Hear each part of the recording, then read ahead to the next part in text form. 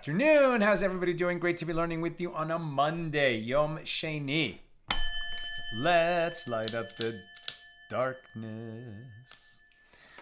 Who's in the house on a Monday? Yehud in South Carolina, Ray in Indiana, Paul in the Great Northwest, Stephen in New Hampshire, Melissa in Great Neck, Sharon in New Jersey, Bella in Florida, Joanna in Texas, Guy in Ohio, Belle in Virginia, Lorraine in Texas, Lucy in Minnesota, Shandora in the Bronx, Frank in San Pedro, Hyam in Florida, James in Indianapolis, Alan in New York City, Tom in PA. Welcome, everybody.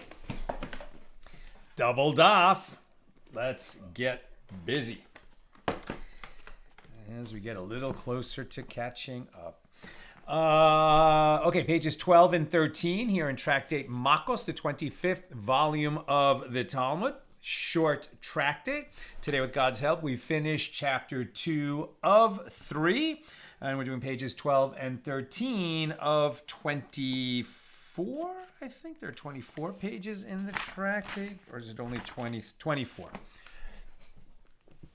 Okay, we're picking this up somewhat near the top of page 12a.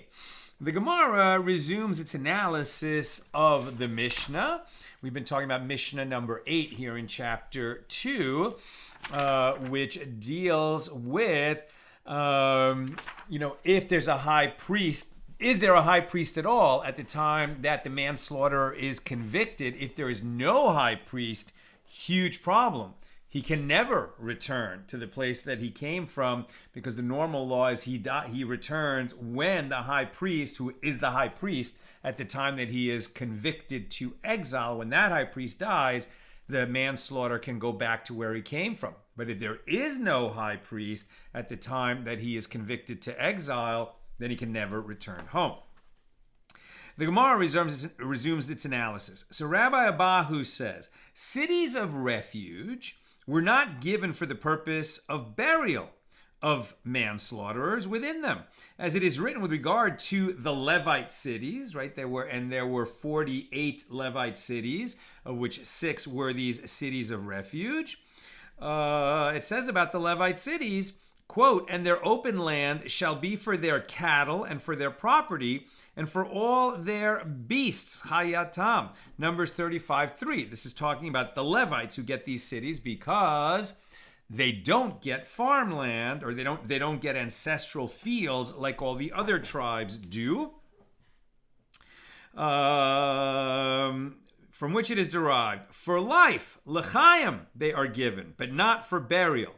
Even Levites who reside in these cities are buried beyond the open land surrounding the city, right? So there's a Levite city, and then there's a kind of layer of land around the city that is open space, and then there's farm fields that belong to the city, so to speak.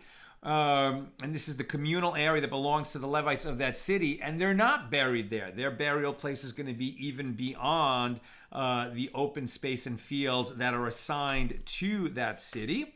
So presumably the Levites have to buy from the surrounding areas some kind of a cemetery for the Levites who die there. All right, so for life, these lands are given, the city and its surrounding areas, but not for burial. Now, the Gemara raised an objection to this from the Mishnah's interpretation of the term about the manslaughterer, that he fled there, from which it is derived, there shall be his dwelling, there shall be his death, there, in the city of refuge, shall be his burial place, the burial place of the manslaughterer, if he's not permitted to return back to where he came from. Now, the Gemara answers, a murderer is different, as the merciful one revealed concerning him that he is to be buried there. But that doesn't apply to the other residents of the Levitical city. They don't get buried in the Levitical city. Only the manslaughterer gets buried within that city. Now, the Mishnah teaches, a manslaughter who either there was no high priest at the time that he was convicted, or one who predeceases that high priest, so he has to be buried in that place, in that city of refuge. Now, the Mishnah teaches just as the manslaughterer is admitted to the city of refuge, so is he admitted to its outskirts located within the Shabbos boundary of that city. And the Gemara raise a contradiction from a Baraisa with regard to that which is written concerning the manslaughterer, quote, and he shall dwell in it, from which it is inferred in it, but not within its Shabbos boundary, meaning that 2,000 cubits in every direction that people can walk within on Shabbos. Abaye said, this is not difficult. Here, the Mishnah is referring to the manslaughterer being admitted to the city, which will provide refuge from the blood redeemer who may not kill him while he's in the city of refuge. There, the Baraisa is referring to the place where it is permitted for the murderer to dwell, i.e. within the city itself, and not on its outskirts. So meaning, once the manslaughterer reaches even the Shabbos boundary, that 2,000 cubit surrounding areas, the city of refuge provides protection for him, and then the blood redeemer or the avenger of blood can no longer slay, right? Can no longer kill the manslaughterer once he reaches the boundary. But in terms of where he gets to live, now that he's exiled and he's residing in the city of refuge, he can't, set up house in those fields or open areas around the city. He has to make his dwelling in the city itself. New subject. The Mishnah teaches a dispute between Rabbi Yosei HaGalili and Rabbi Akiva with regard to a case where the unintentional murderer emerged beyond the Shabbos boundary of the city of refuge, and the blood redeemer found him there. So the sages taught that it is written, and the blood redeemer finds him outside the border of his city of refuge, and the blood redeemer murders the murderer. He has no blood. Now, from this, we're going to have a dispute. One side says, it is a mitzvah, a commandment for the blood redeemer to kill the manslaughterer when he leaves the city of refuge. And if there is no blood redeemer available to fulfill this mitzvah, it is optional for any other person to do so. This is the statement of Rabbi Yosei HaGalili. Rabbi Akiva says it is optional for the blood redeemer to kill the manslaughterer who has gone outside the city of refuge, and any other person is not permitted, and therefore he would be liable if he killed the manslaughterer who has left the city of refuge. Now, let's recall that the manslaughterer, right, he has been sentenced by a court to exile, meaning it's like, he's not going to be imprisoned in a prison, in a bar, in a cell with iron bars, but his sentence is that he has to spend the rest of his life, unless the high priest predeceases him, in that city of refuge. So we shouldn't be too surprised that if he leaves the city of refuge, he's violating the terms of his exile, and that he is certainly subject to being killed by the avenger of blood. The avenger of blood may kill him. According to Rabbi Akiva, the avenger of blood is commanded to kill him, according to Rabbi Yosei HaGalili. According to Rabbi Yosei HaGalili, any other person who's not an avenger of blood may kill the manslaughter when he leaves the city of refuge. According to Rabbi Akiva, somebody who's not the avenger of blood may not kill the manslaughter who has left the confines of the city of refuge. Let's continue exploring this dispute. Now, the Gemara analyzes the Mishnah. What is the reason for the opinion of Rabbi Yosei HaGalili? He says, is it written, if the blood redeemer murders the unintentional murderer, he has no blood? No, it states, and the blood redeemer murders the murderer, indicating that it is a mitzvah, a commandment. And Rabbi Akiva says, is it written, the blood redeemer shall murder in the imperative? No, it merely states, and the blood redeemer murders, which is merely relating the scenario under discussion. On a related note, the Gemara cites that Mar Zutra Bartovia says, that Rav says, in the case of a murderer, meaning a manslaughterer, who emerged beyond the Shabbos boundary of the city of refuge, and the avenger of blood found him there and killed him, the blood redeemer is executed for killing him. The Gemara asks, in accordance with it, whose opinion did Rav issue this ruling? He issued it neither in accordance with the opinion of Rabbi Yosei HaGalili, who maintains that there is a mitzvah for the blood redeemer to kill the manslaughterer who leaves the city of refuge, nor in accordance with the opinion of Rabbi Akiva, who says that the avenger of blood, the blood redeemer, has an option to kill the manslaughterer who has left the city of refuge. So where's Rav getting this idea that the manslaughterer is actually prohibited on pain of death from killing the manslaughterer who leaves the city of refuge? Where would he get such an idea? The Gemara answers, Rav states this ruling in accordance with the opinion of that Tana, as it is taught in a Baraisa that Rabbi Eliezer says, with regard to the verse, quote, and the murderer shall not die until he stands before the congregation for judgment. Numbers 35:12. This is the general rule of any killer. If he's going to be sentenced to die, he's not going to be killed and executed until he has, had a trial and been sentenced to be executed. Of course.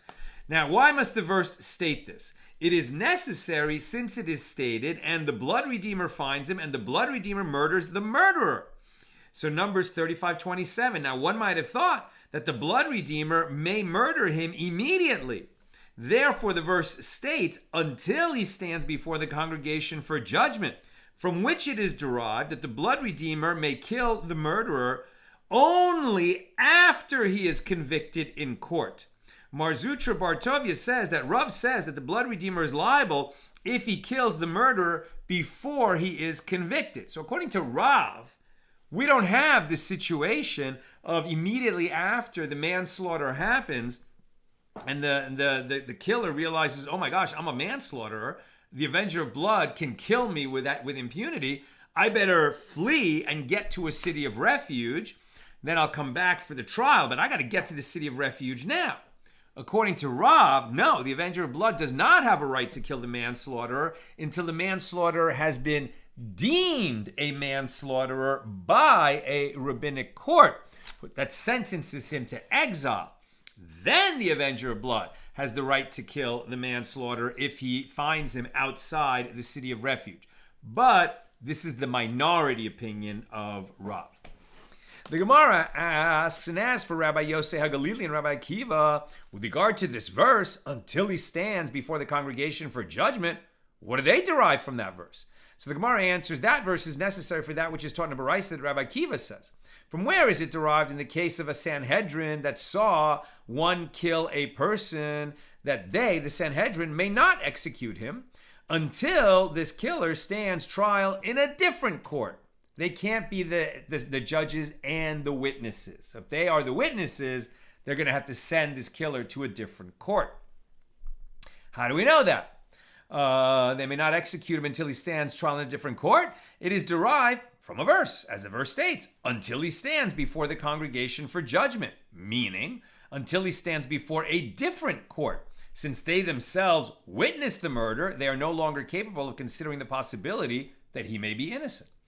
The sages taught in a Baraisa with regard to the verse, and if the murderer emerges from the city of refuge, right, but it emerges is written yatso yetzeh, one of these doubled verbs.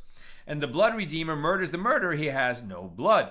So I have derived only that the blood redeemer may kill the unintentional murderer if the unintentional murderer, right, the manslaughterer, emerges from the city intentionally.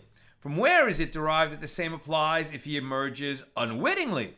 It is derived from this verse, as the verse states, if yatso yetzeh, right? If he emerges, no matter whether he emerges intentionally or unintentionally, if he's outside the city of refuge, the avenger of blood can kill the manslaughterer. The doubled form of the verb serves to teach that this law applies in any case where the manslaughterer emerges from the city of refuge, whether intentionally or unintentionally.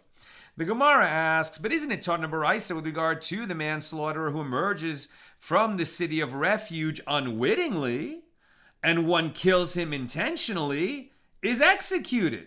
Right? Meaning that according to this Baraisa, if the manslaughterer leaves the city of refuge by accident, he doesn't realize he's outside the city of refuge, and the avenger of blood kills him, now the avenger of blood becomes a murderer. He only has that right to kill him if he knows for sure that the manslaughterer left the city of refuge on purpose. Totally different law.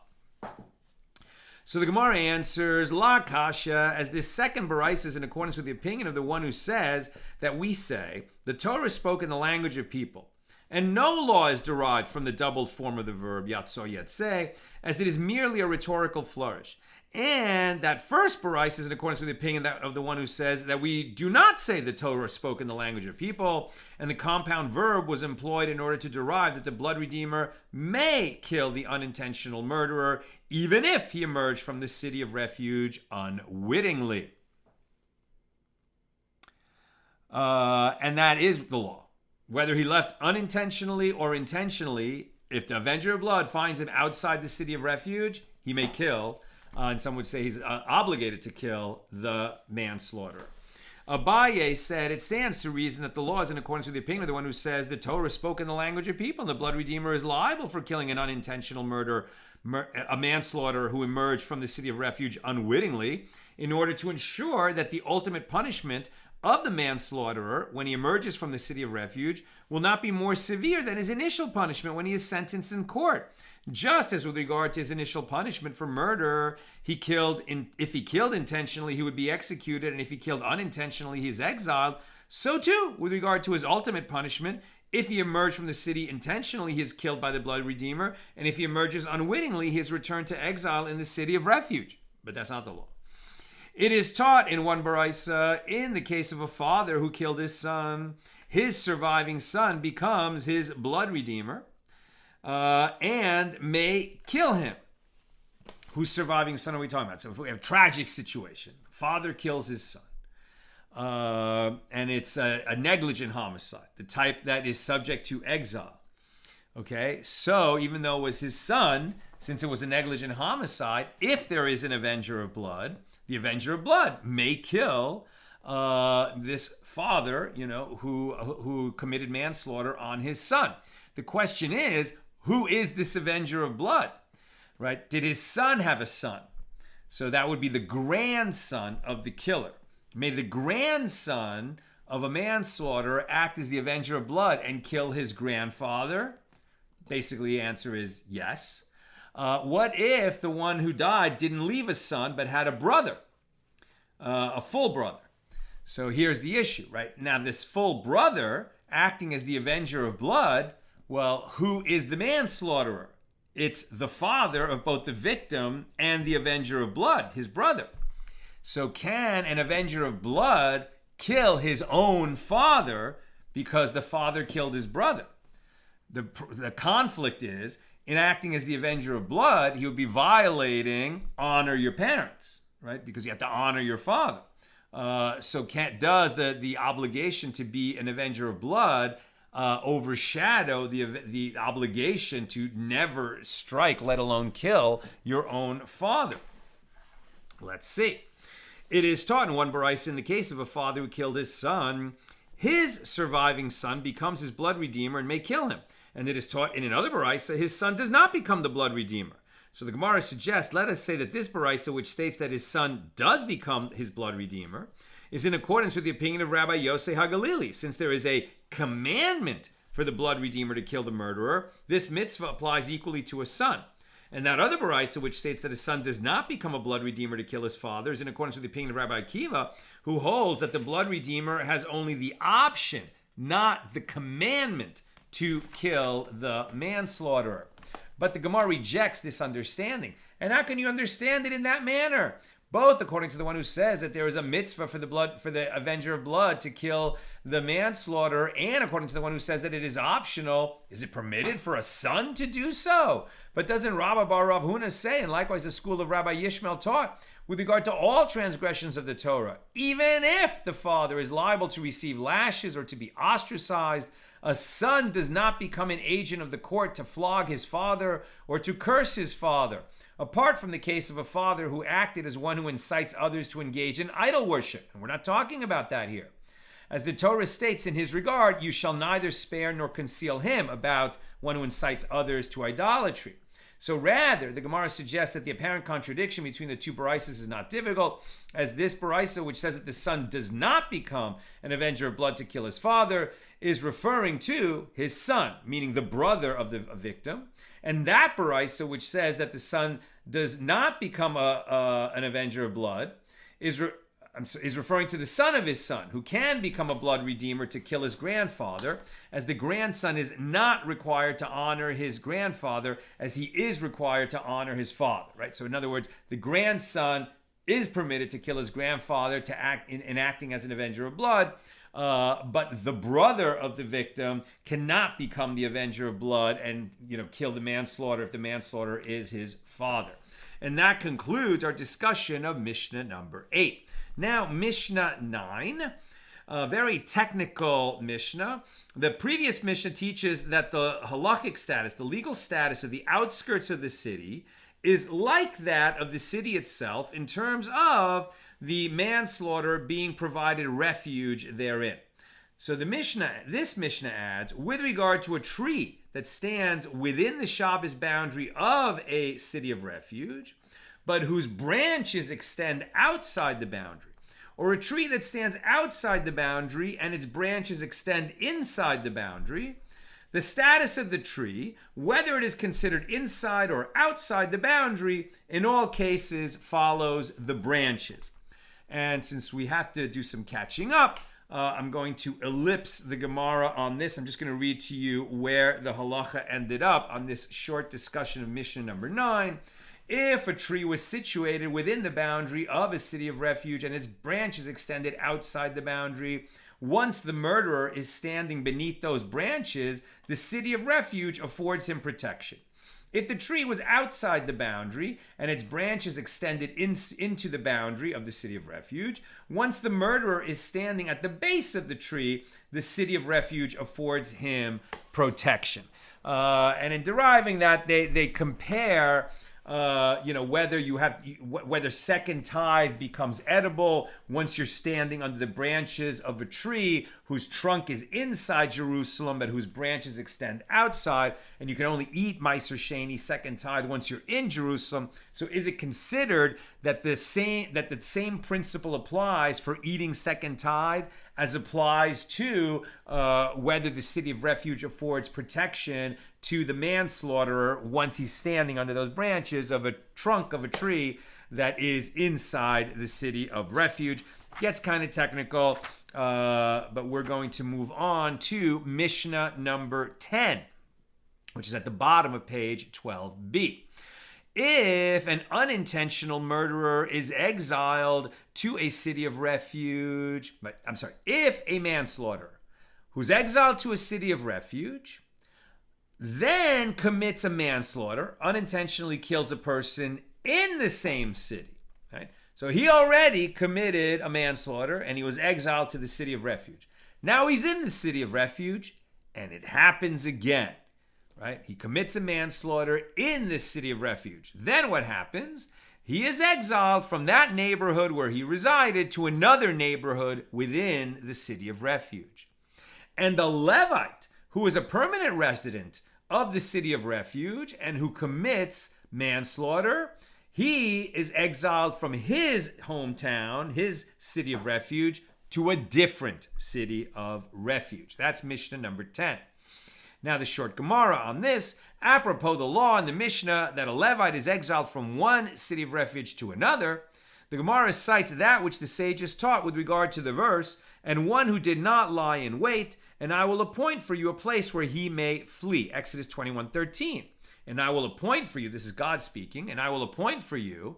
In this phrase, God said to Moses, there will be a place that provides refuge for unintentional murderers already during your lifetime. A place, this is God speaking to Moses, a place, it will be from your place, meaning the Levite camp served as the place that provided refuge in the wilderness, where he may flee. This teaches that Israel would exile unintentional murderers in the wilderness as well, before they entered the land. To where did they exile unintentional murderers when they were in the wilderness? They exiled them to the Levite camp, which provided refuge. And from here the sages said, a Levite who killed unintentionally is exiled from one district to another district. In other words, to a different Levite city in another district. And if he was exiled to a city in his own district, he is admitted to the city in his district, which provides him with refuge. Rav Acha, the son of Rav Ika, said, what is the verse from which it is derived that a murderer who unintentionally killed in the city of refuge where he was exiled is exiled to another neighborhood in the same city? Why is it that a Levite who lives there, we exile him to a different city, but a manslaughter who's already been exiled there, we just exile him to a different neighborhood and not move him again to a different city of refuge? It's from a verse, as it is stated, for in his city of refuge he shall dwell, indicating that it is a city in which he was already admitted, as the verse is referring to it as his city, and he shall continue to reside there as well, even if he commits a manslaughter while dwelling in the city of refuge. And that concludes our discussion of Mishnah number 10. Now, Mishnah number 11. Similarly, in the case of a murderer who was exiled to a city of refuge, and the people of the city sought to honor him due to his prominence. Maybe he was a very famous and esteemed person who had the misfortune of committing a manslaughter, and now he's exiled to a city of refuge, and they're like, wow, we have the famous so-and-so. Let's honor him. So if that happens, the city sought to honor him due to his prominence. He shall say to them, I am a murderer. I am a rotzeach. If the residents of the city say to him, we are aware of your status, and nevertheless we wish to honor you, then he may accept the honor from them, as it is stated, and this is the matter, devar, of the murderer, from which it is derived that the murderer is required to say, ledaber, he's required to say to them, he is a murderer. He is not required to tell them any more than that. Now, page 13a. The unintentional murderers would pay a fee to the Levites as rent for their living quarters in the cities of refuge, which were Levite cities. This is the statement of Rabbi Yehuda. Rabbi Meir says they would not pay a fee to them, but would reside rent-free, as they are required to live there by Torah law. They also disagreed with regard to the status of the unintentional murderer when he returns home after the death of the high priest. He returns to the same public office that he occupied prior to the exile. This is the statement of Rabbi Meir. Rabbi Yehuda says he does not return to the office that he occupied. And that's Mishnah number 11. Now the Gemara. Rav Kahana said this dispute between Rabbi Yehuda and Rabbi Meir is with regard to payment of rent to the Levite landlords in the 6 cities of refuge designated in the Torah and in the book of Joshua. As one sage, Rabbi Yehuda, holds that in the verse, they shall be cities of refuge for you, the term for you means that the cities shall be for you only for providing refuge, and therefore they must pay rent to the Levites. And the other sage, Rabbi Meir, holds that the term for you means for all your needs. Therefore, they are not required to pay rent. But with regard to the 42 additional Levite cities, which were not designated as cities of refuge, but which could be used as cities of refuge for a manslaughter who knew that that was the law, everyone agrees that that these manslaughterers would pay rent to their Levite landlords. Rava said to him, but the term for you certainly indicates for all your needs. Therefore, the dispute cannot be as Rav Kahan explains it. Rather, Rava said, the dispute is only with regard to the 42 Levite cities. As one sage, Rabbi Yehuda, holds that from the verse, they shall be the 6 cities of refuge, and beside them you shall give 42 cities. It is derived that the 42 cities are like these original 6 cities, only insofar as with regard to the manslaughter being admitted. And the other sage, Rabbi Meir, holds that from the verse, they shall be 6 cities of refuge, and beside them shall be 42 cities. It is derived that the 42 cities are like those original 6 cities in every sense. Just as those 6 cities were given to you, i.e. to manslaughterers for all their needs, so too these 42 cities were given to you, i.e. the manslaughterers, for all your needs. But with regard to the 6 cities specifically designated as cities of refuge, everyone agrees that the manslaughterers would not pay the Levites a fee. And so according to that view, therefore, they don't have to pay a fee even in the other 42, but we don't hold that way. The Mishnah teaches that there is a dispute as to whether the unintentional murderer, the manslaughterer, returns to the same public office that he occupied prior to committing manslaughter and being exiled. On a related note, the sages taught with regard to a Hebrew slave who was liberated during the Jubilee year, about whom it is written, and he returns to his family and to the estate of his fathers he shall return. So he returns to his family, but he does not return to that status of prominence and honor that his ancestors held. This is the statement of Rabbi Yehuda. Rabbi Meir says he even returns to that status of prominence and honor that his ancestors held. And from the phrase, to the estate of his fathers he shall return, it is derived that he returns to be like his fathers. And likewise, the same is true with regard to an exile sent to a city of refuge. As when the verse states, to the estate of his fathers he shall return, the term he shall return is redundant, and it serves to include the manslaughterer. And the Gemara asks, what is the meaning of, and likewise? The same is true with regard to an exile. And the Gemara explains, it is, as it is taught in Baraisa with regard to the verse, the murderer shall return to his ancestral land, from which it is derived that he returns to his ancestral land, but he does not return to that status of prominence and honor that his ancestors held. This is the statement of Rabbi Yehuda. And Rabbi Meir says he even returns to that status of prominence and honor that his ancestors held. Rabbi Meir derives this by means of a verbal analogy from there, i.e. between the term of return, written with regard to the manslaughter, and the term of return, written with regard to the Hebrew slave. And the verbal analogy teaches that just as the Hebrew slave returns to his father's estate and the status of prominence held by his ancestors, so too the manslaughterer returns to his ancestral land at the end of his exile, and he returns to the status of prominence that he had was held by his ancestors. And that concludes our discussion of chapter 2. Now we open chapter 3. Chapter 3 is actually about Makkos, lashes, right? Which is the name of the tractate. And let's just quickly read Deuteronomy 25, verses 1 through 4.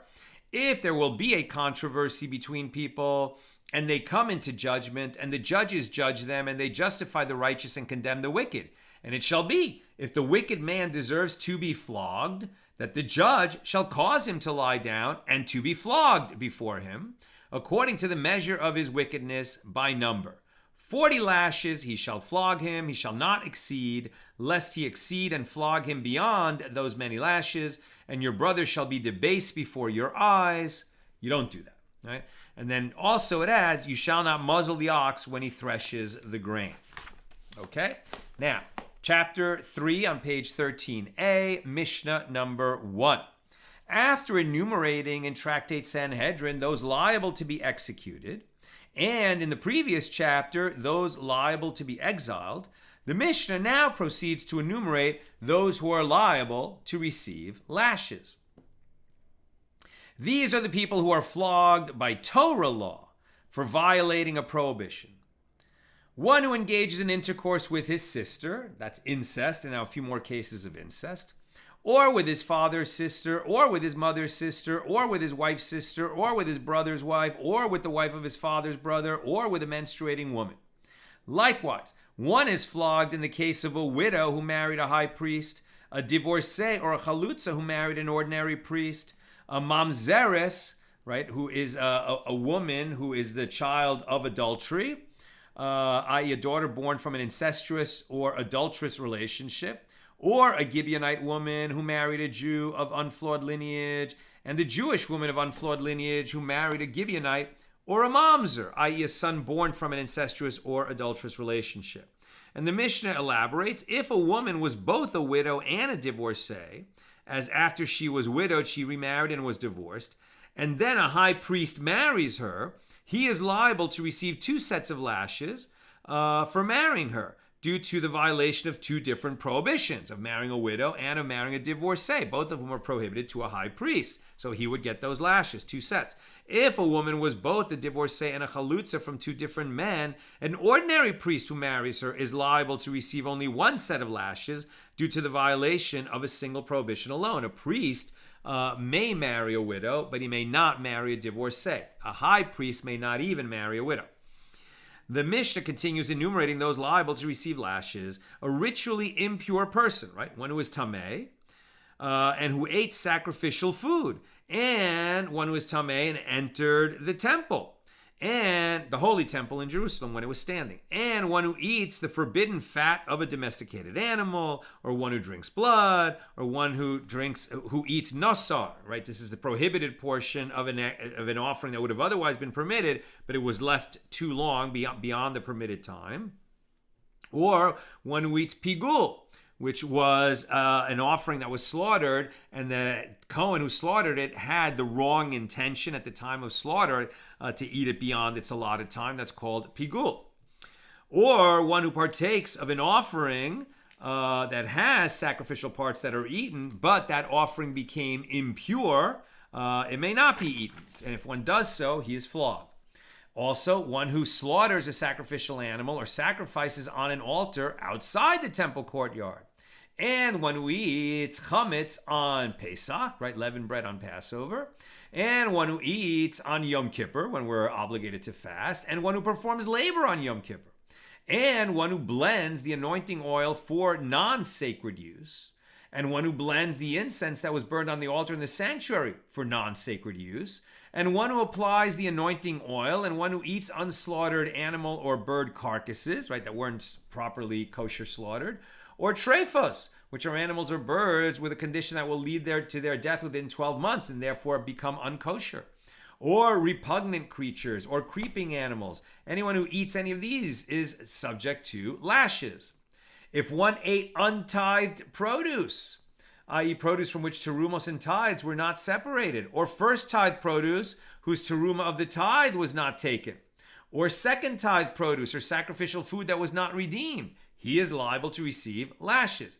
With regard to the measure for liability for eating forbidden food, the Mishnah asks, how much does one need to eat from untithed produce before he is liable to receive lashes? And Rabbi Shimon says, if one ate any amount of untithed produce, he is liable to receive lashes. But the rabbis, the majority, say he's liable only if he eats an olive bulk, and which is the minimum measure characterized as eating. And Rabbi Shimon said to them, do you not concede to me with regard to one who eats an ant? Do you not concede to me with regard to one who eats an ant of any size, that he is liable to receive lashes? And the rabbi said to Rabbi Shimon, he receives lashes for eating an ant of any size due to the fact that it is an intact entity in the form of its creation. It is a whole ant. And that is what the Torah prohibited. Rabbi Shimon said to them, one kernel of wheat is also in the form of its creation, and therefore one should be liable to receive lashes for eating any intact entity. But the rabbis did not concede to Rabbi Shimon in this regard. That's the Mishnah. Now the Gemara. Apropos the list in the Mishnah of those liable to receive lashes, the Gemara notes, the Tana teaches those liable to receive excision from the world to come, that's kares, as most of the cases enumerated at the beginning of the Mishnah include actions that not only entail violation of a prohibition, but are also punishable by kares. Right? Kares we usually translate as excision. As we've said many times, this is death at the hands of the heavenly court, and we don't know exactly what it means. It could mean that a person loses his share in the world to come. It could mean that his life is shortened. It could mean, that his children are taken from him, or that he will not have children. We're not sure exactly what it means, other than death at the hands of the heavenly court. Here today, we're going to learn something that is an interesting aspect of that. Kares, death at the hands of the heavenly court, is not a finished sentence, right? If somebody makes a teshuvah, then the heavenly court may withdraw the kares, right? So even though you've committed a crime for which the punishment is kares, if you atone for that sin and make a genuine atonement, and you try to make it right in any way that you can and change your life so that you would never commit that sin again, then it may well be that the heavenly court will withdraw that sentence of kares against you, as opposed to one who is, let's say an intentional murderer, and a rabbinic court finds him guilty of murder and sentences him to be executed. Well, they can't withdraw that sentence. He is liable to be executed. Okay, the question we're talking about here, though, is who is liable to receive lashes. So the list of transgressions that trigger lashes that we just read, most of them are punishable by karas, death at the hands of the heavenly court.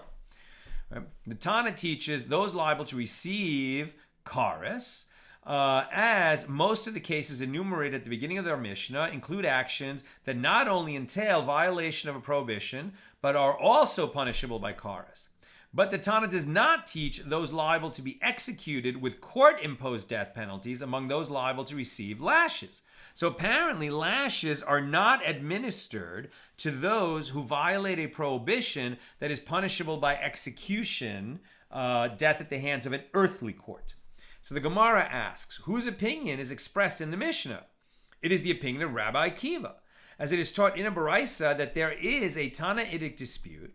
Both those liable to receive karas and those liable to be executed with a court-imposed death penalty are included in the category of those liable to receive 40 lashes for violating a Torah prohibition. This is the statement of Rabbi Yishmael. Right? Rabbi Yishmael says, if you've committed a crime that is liable to karas, or you've committed a crime that is liable to death at the hands of an earthly court, then you also receive lashes. Right? Death at the hands of the heavenly court, according to Rabbi Yishmael, well, we don't know if they're going to apply it or not, but the earthly court's going to give you lashes. And now, if you're going to be executed, you're not going to get lashes because you only impose the heavier penalty. But it could be that you committed murder that should result in execution, but we can establish that you committed murder, but you weren't warned, and so the court is not going to execute you. So, do we at least give the guy lashes? According to Rabbi Yishmael, yes. But according to Rabbi Akiva, no. Rabbi Akiva says, those liable to receive karas are included in the category of those liable to receive 40 lashes because if they repented, the heavenly court absolves them of the punishment of karas. Therefore, karas does not absolve them of the punishment of lashes. Those liable to be executed with court-imposed death penalties, right, death at the hands of an earthly court, are not included in the category of those liable to receive 40 lashes, as even if they repented, the earthly court does not absolve them of execution, and one is not punished by the court twice for performing the same transgression. Rabbi Yitzchak says that like those liable to be executed, those liable to receive karas are not flogged. Those liable to receive karas for incest were included in the generalization. For anyone who performs any of these abominations, the souls who do so shall be excised from among their people. Included in that category is one who engages in intercourse with his sister.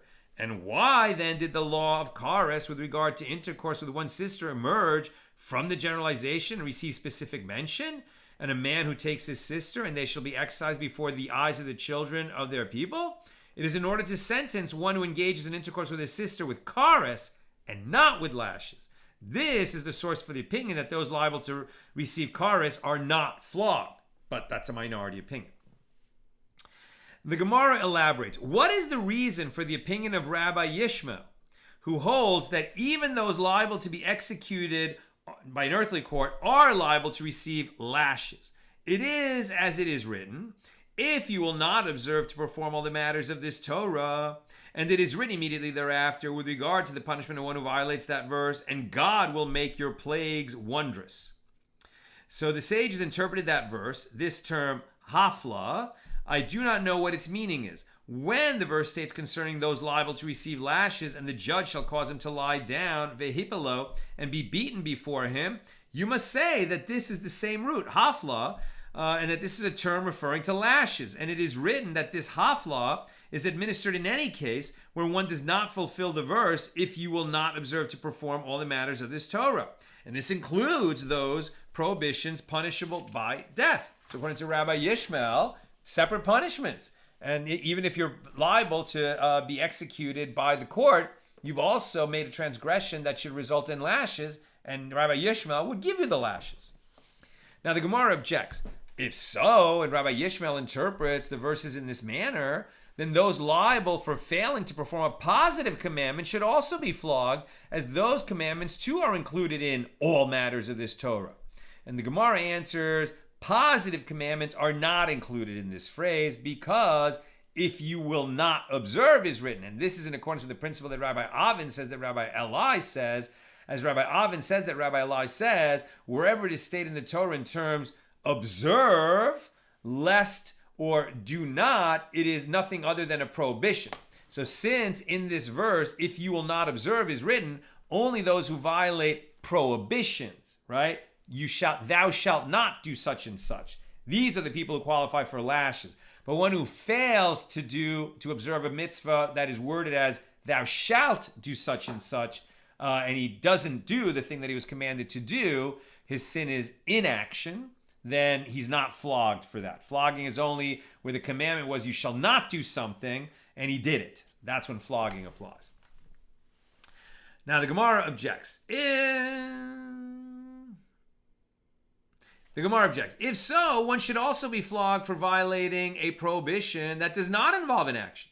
But the law is that one is not flogged in that case. So the Gemara rejects that contention. If you will not observe to perform is written, and in violating a prohibition that does not involve an action, one performed no action. So the Gemara objects, one should also be flogged for violating a prohibition that entails fulfillment of a positive mitzvah, where the Torah provides the means to rectify the transgression through performance of a positive mitzvah, as it does involve an action, right? In other words, you shall not leave over this food until the following morning. You shall eat it that night, right? So that's the positive, that you eat it that night. But then anything that is left over, you shall burn. So that's the rectification through a positive mitzvah. Yet the law is that one is not flogged for violating that type of prohibition. The Gemara rejects that contention. One is not flogged in that case because lashes are administered only for violation of prohibitions, similar to the prohibition of muzzling an ox while it is threshing grain. The Torah juxtaposed that prohibition to the laws of lashes in the same passage, from which it is derived that lashes are administered only for violations that are similar to muzzling. What kind of prohibitions are those? A prohibition that does not entail fulfillment of a positive mitzvah. It just says, don't muzzle the ox. And so if the person does muzzle the ox, then he's liable to be flogged. The Gemara comments, now that you have arrived at this understanding, all previous objections can also be resolved in the same manner.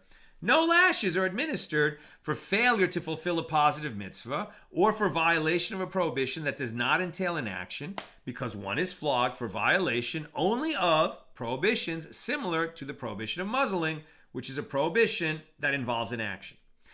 The Gemara continues its analysis of the opinions cited in the Baraisa. And with regard to Rabbi Akiva, what is the reason he maintains that those liable to be executed are not flogged?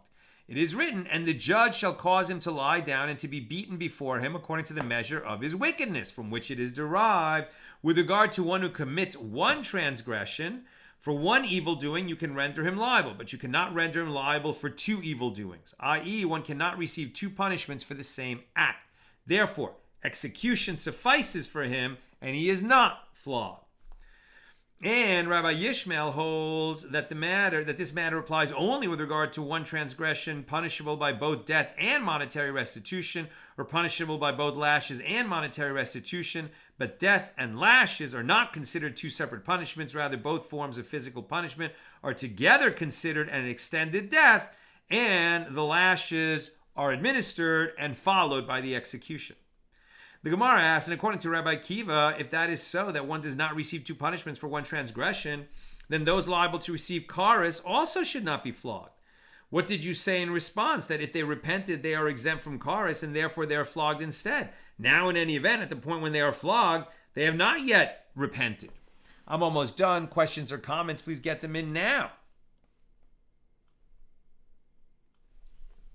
Rabbi Bahu says, the Torah explicitly included, with regard to lashes, those liable to receive karis, as it is derived by means of a verbal analogy, and they shall be excised before the eyes of the children of their people. From 40 he shall flog him, and your brother shall be dishonored before your eyes. Rabbi Abba Bar Memel objects to this. If so, the inclusion of those liable to be executed with court-imposed death penalties should also be learned by means of the verbal analogy if from the eyes of the assembly was performed unwittingly.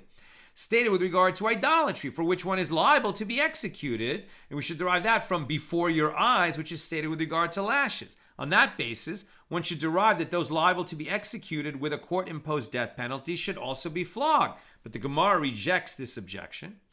One derives by means of a verbal analogy, le'ene from the eyes, from le'necha from your eyes, due to the similar prefix, but one does not derive me'ene from le'necha. So the Gemara asks, and what significant difference is there between them that prevents derivation by means of a verbal analogy? But didn't the school of Rabbi Yishmael teach a verbal analogy with regard to tzaras of houses? The verse states that the priest shall return, veshav, on the seventh day. And another verse with regard to the priest's visit 7 days later states, and the priest shall come, uva. It's not even the same verb at all, return and come. This returning and this coming have the same meaning, and one can therefore derive by verbal analogy that the law that applies if the tzaras had spread at the conclusion of the first week applies if it had spread again by the end of the following week. Obviously, the less pronounced difference between me'ene and le'necha, which is both referring to the same word eyes, should not prevent the teaching of a verbal analogy, where in another situation, you take a verbal analogy where it's the same meaning but using two totally different verbs.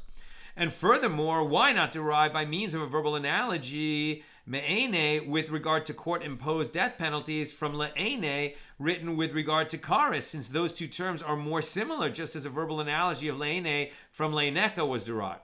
And the Gemara answers, Rabbi Shmuel bar Rav Yitzchak received a tradition from Rabbi Abahu that the reason those liable to receive karis are flogged, and it is not considered two punishments for one transgression, is that when the verse states, according to the measure of his wickedness, from which it is derived, for one evil doing you render him liable, but you cannot render him liable for two evil doings from the same act.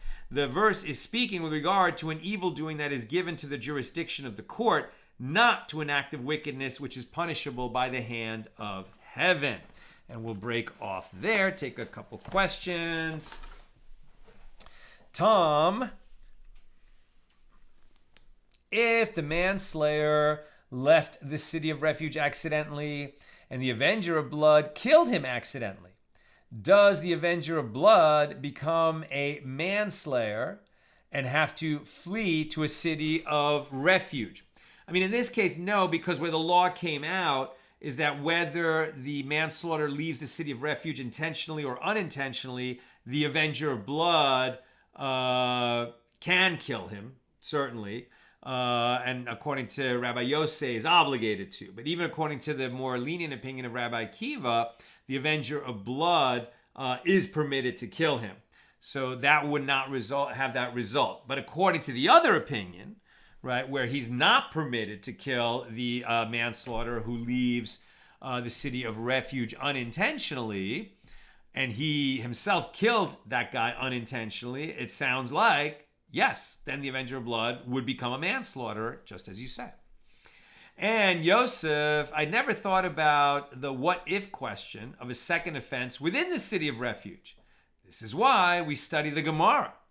Yes, and this could be a wonderful topic to build a murder mystery around. That's what I've got for us today. And with God's help, we'll be together again tomorrow, Tuesday at the regular time, 6 p.m. Pacific. Have a great night.